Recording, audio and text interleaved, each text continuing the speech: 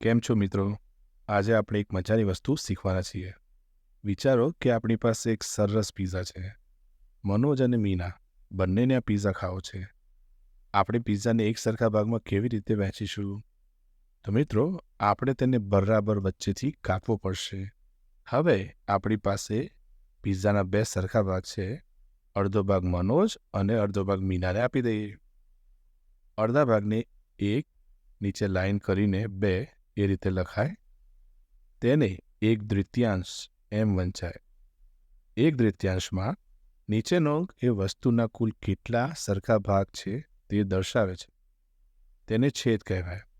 ઉપરનો અંક મીનાને કેટલા ભાગ મળ્યા એટલે કે કુલ બેમાંથી એક ભાગ મળ્યો તે બતાવે છે. તેને અંશ કહેવાય છે. મિત્રો, જો પિઝાના 4 ભાગ કરીએ તો મનોજ અને મીનાને સરખા ભાગ આપવા માટે બંનેને બે બે ભાગ આપવા પડે.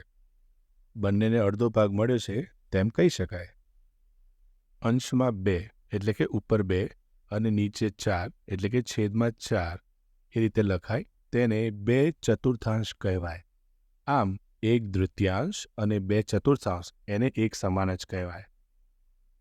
પ્રથમ બે આકૃતિમાં કલરવાળા ભાગને 1/3 કહેવાય. બીજી બે આકૃતિમાં 3માંથી એક ભાગને કલર કર્યો છે માટે તેને 1/3 કહેવાય.